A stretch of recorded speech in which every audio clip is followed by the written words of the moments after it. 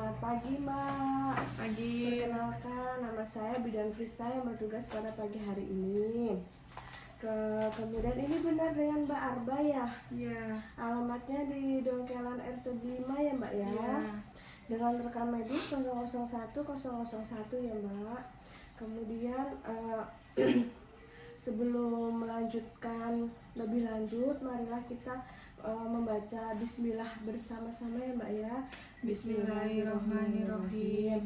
Nah, di sini saya akan melakukan konseling informasi dan edukasi kepada Mbak Arba ya, yang bertujuan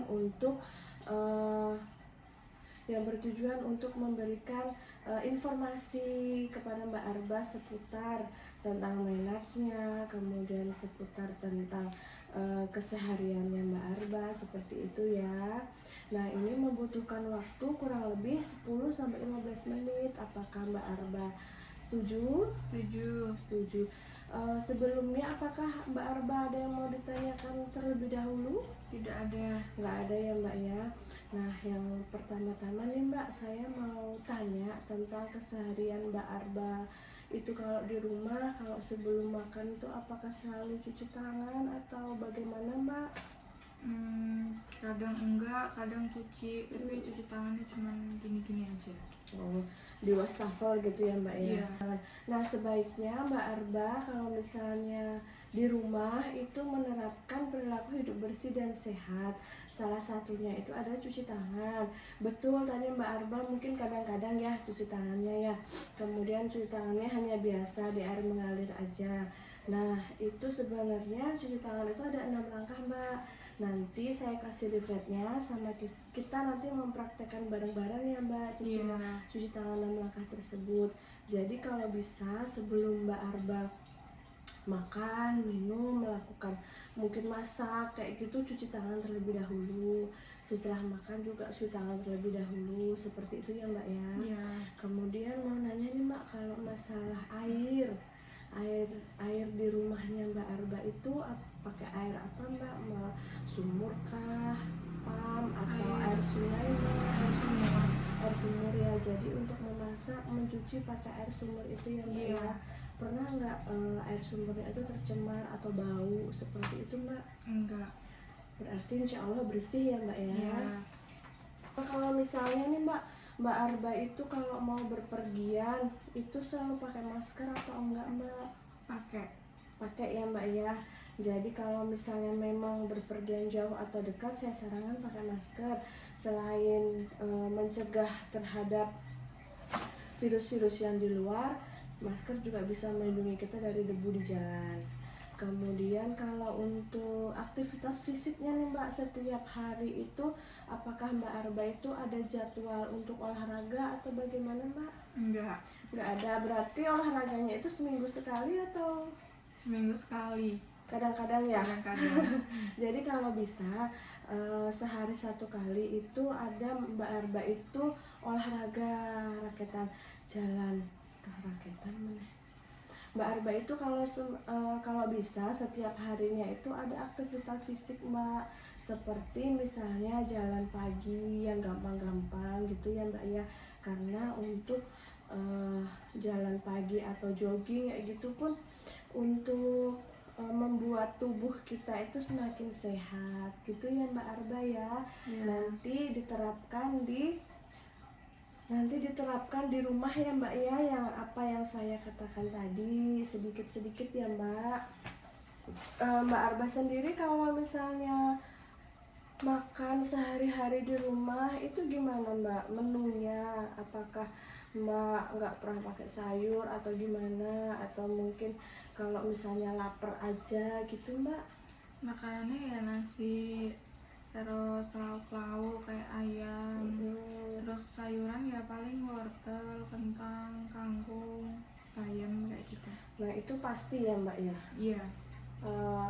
Baik. Jadi idealnya gizi yang seimbang itu ada karbonya, ada proteinnya, kemudian ada vitamin yang dari sayurnya tadi Mbak. Jadi diusahakan kalau misalnya di rumah itu paling nggak ada nasi, sayur, Kemudian lauk pauknya ada hewani sama nabati, nggak harus yang mahal mbak, yang sederhana aja, misalnya telur sama tempe kayak gitu. Terus sayurnya nanti mungkin sayur sop kayak gitu ya mbak ya. Iya. Kemudian nanti ditambah boleh minum susu kayak gitu ya mbak. Iya. Kemudian mbak hobi nggak nih, kan biasa ya anak muda Shopee food, GoFood gitu, Iya, yang biasanya. makanan junk food kayak gitu. Iya. Sering mbak Enggak dalam. sih, enggak. Paling sebulan sekali. Oh Nggak iya, sering. jadi itu adalah makanan siap saji ya mbak namanya. Jadi kalau bisa dikurangi bahkan dihindari ya mbak ya, karena makanan siap saji itu nggak baik bagi kesehatan kita. Gitu ya mbak, ada yang Iya. ditanyakan? Enggak ada. Nggak ada. Nah kalau untuk maaf mbak, saya agak bertanya tentang kesehatan reproduksinya Mbak Arba sendiri. Nah itu bagaimana sih Mbak cara Mbak merawat organ intimnya Mbak selama ini? Apakah Mbak pakai sabun-sabun yang Enggak sih. dijual atau mungkin tergiur iklan kayak gitu Mbak? Enggak pernah pakai sabun-sabun yang di iklan-iklan gitu, enggak pernah. Jadi cuman air mengalir aja ya Air Mbak ya? mengalir aja. Oke. Kemudian kalau untuk ganti pembalutnya Mbak? Pembalut biasanya 4 jam atau 5 jam sekali ganti. Oh iya, jadi memang seperti ya Mbak, untuk kita menjaga alat kesehatan reproduksi kita memang bagusnya hanya pakai air mengalir saja. Kemudian kalau untuk cebok itu dari depan ke belakang ya Mbak, jangan Iya. belakang ke depan.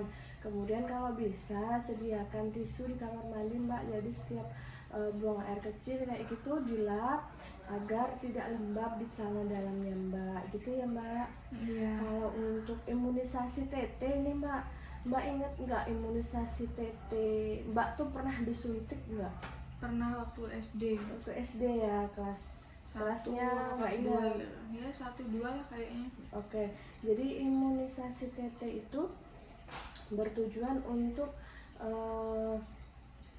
melindungi dari virus tetanus ya Mbak ya. Iya. Jadi misalnya nanti nih itu tuh berfungsi kalau Mbak nanti mau lahiran. Kalau lahiran kan banyak yang namanya peralatan medis seperti gunting dan sebagainya gitu ya Mbak ya. Jadi untuk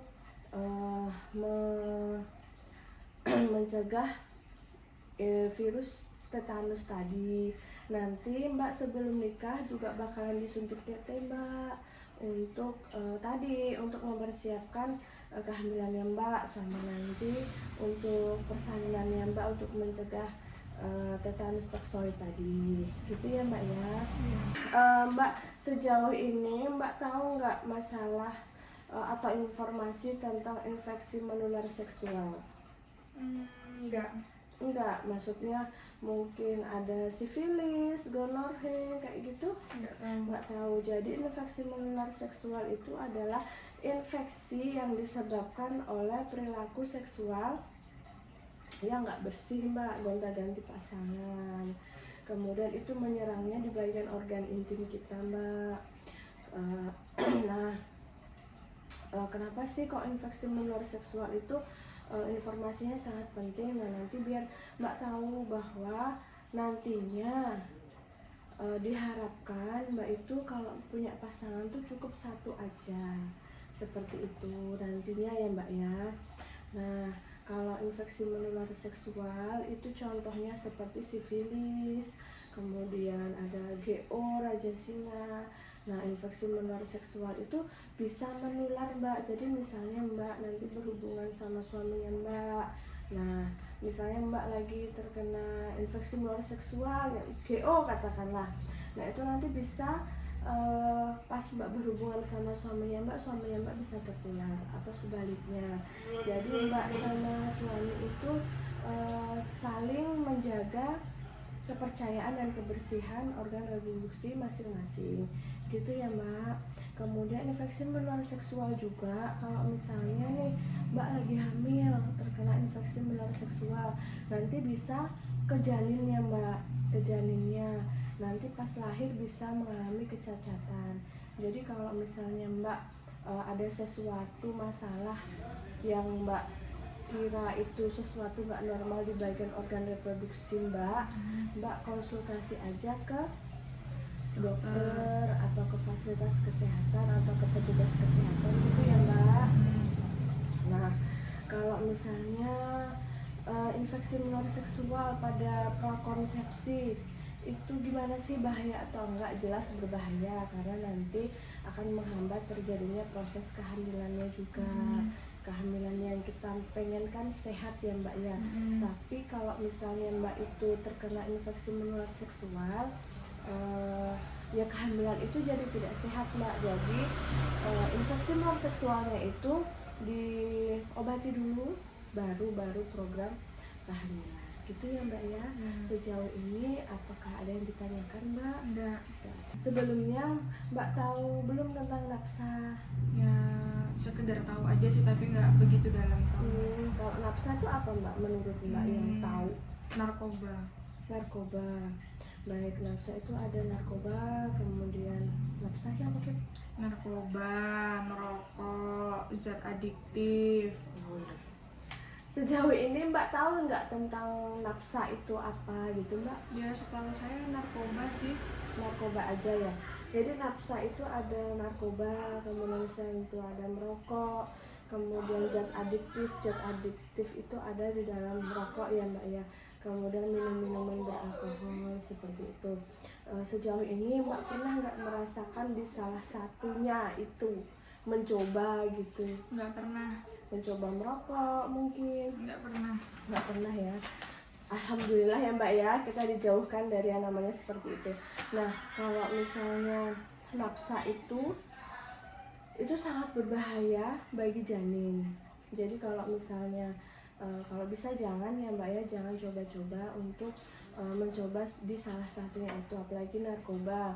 Selain berurusan dengan polisi, itu juga bikin ketergantungan, kerusakan pada fisik kita.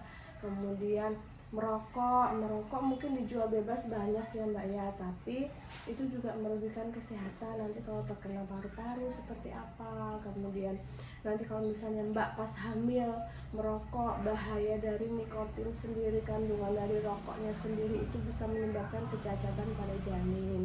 Kemudian minum minuman beralkohol itu juga berbahaya bagi kesehatan kita gitu ya Mbak ya. Ada yang ditanyakan Mbak sejauh ini? Nggak ada. Nggak ada. Nah, sekian konseling, informasi dan edukasi mengenai PHBS tadi, kemudian ada nafsa, kesehatan reproduksi, kemudian pemenuhan gizi yang seimbang, kemudian tentang imunisasi TT dan IMS, begitu ya Mbak ya. Dari saya cukup. Mungkin Mbak Arba bisa mengulanginya sedikit biar apa ya, biar yang apa yang saya kasihkan ke Mbak Arba ini Mbak Arba benar-benar paham gitu. Coba Mbak Arba. Tadi itu yang masalah gizi itu harus makan makanan yang sehat. Terus nggak boleh junk foodan. Iya. Terus yang nafsa itu hindari narkoba, hindari merokok, terus minum-minuman keras dan lain sebagainya. Terus kalau yang bagian reproduksi itu untuk menjaganya itu harus dijaga dengan baik. Iya. Terus habis itu tadi masalah imunisasi itu juga udah dilakukan waktu SD. Nanti bakal diulangi pas nikah. Sebelum nikah. Gitu. Terus masalah infeksi menular seksual, masalah yang menular pada seksual itu kayak sifilis, terus kayak apa tadi yang gajah-gajah tadi? GO, iya. Nah itu raja singa kayak gitu. Iya. Kalau untuk yang lain olahraganya tadi ya Mbak ya. Berarti sudah sangat paham apa yang saya sampaikan ya Mbak ya. Baiklah, kalau begitu saya cukupkan saja ya Mbak ya. Marilah kita membaca doa alhamdulillah bersama-sama. Alhamdulillahirabbil alamin. Wassalamualaikum warahmatullahi wabarakatuh. Waalaikumsalam. Terima kasih Mbak Arba. Ya, terima kasih.